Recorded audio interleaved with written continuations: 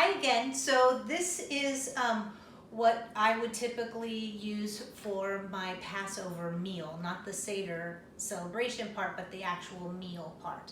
So usually before we actually start the Seder, we will make potato pancakes. Now I cheat because I'm a box girl.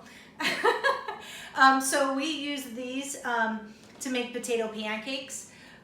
To eat before the actual Seder, because the Seder can take anywhere between 30 to 45 minutes depending on how much you actually read from the book.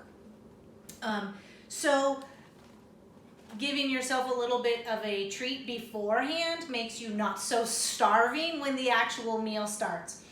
You can get potato pancake mix or recipes online as well, since you probably aren't able to go to the store, and I'm sure you don't have these sitting around, but this is a good little appetizer for it. Next we have the matzo ball soup, and this is what we usually start our meal out with, and I think this is everybody's favorite. We have the matzo ball soup mix, and then chicken broth that we add to it. Again, there's better recipes online, but I'm a lazy cook, so I'm not known for my cooking because I use it from a box. But you could definitely, if you want, matzo balls are really easy to make. They literally are just flour and water with a little bit of salt and a little bit of olive oil to give it some flavor. So you could do this at home, chopping up some onions and carrots and celery. It's basically like chicken soup, but with matzo balls in it. So we start our meal with the matzo ball soup. And then it's some kind of green vegetables. We typically use broccoli because that's what the kids will eat. So we use broccoli. They won't eat the zucchini. We eat anything green.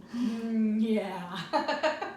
Anyway, broccoli, whatever green vegetable or any vegetables that you have, you want to serve a vegetable with your meal.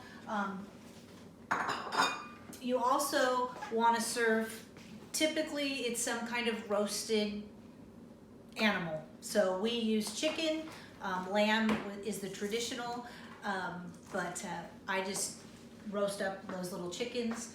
But whatever kind of meat you want to serve, try to roast it. Don't put it in water. That's just the way that it says to do it. I don't know.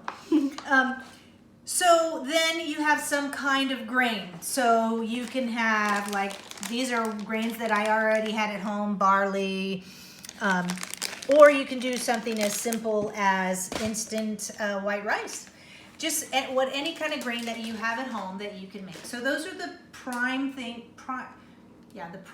that you're going to use. You're going to have some kind of vegetable, some kind of meat, and some kind of grain for your actual meal part of the Passover. Now, if you don't have matzah at home, it's actually really, really easy to make. Again, you can look it up online, but basically you take 1 cup of flour and you add water to it 1 tablespoon at a time, and you just start kneading it. You don't want the dough to get like gooey. You sort of want it to have like that Play-Doh consistency. So this is very simple to make, and then you just bake it in the oven. Oh, and you have to pierce it. You have to put a bunch of little holes in it so that it doesn't bubble up. And the piercing is something that we use as a symbol for how Christ was pierced, to show that he had already died for us. So this is how if you don't have this, really simple. And then lastly, for dessert, we use the horoseth, which is supposed to represent the mortar that the Israelites used to put the clay bricks together. So it's really, really simple. All you need some kind of nut, whatever nuts you have. I don't think peanuts would taste as good, but walnuts, pecans, even almonds can be used to break up the nuts, and then chop up the apple really fine. any apple or fruit. If you don't have an apple, you could even use a pear or something like that. And if you don't even have any fruit, sorry, but you don't even have to use it, but that's just usually what it is. And then you are adding a little bit of cinnamon into it and adding the honey, and it gives kind of like that consistency of mortar. And then it's just a splash of wine into it. And again, if you don't have if you don't have the wine, if you don't have an apple, if you don't have cinnamon, those are all just things to make it have a taste. But the main ingredients is some kind of honey. You could even use molasses, or you could even use like maple syrup or something, and some kind of nut. You mix that together and that goes onto your Seder, and it typically is really pretty good because it's sweet and crunchy. So we also use that for our dessert.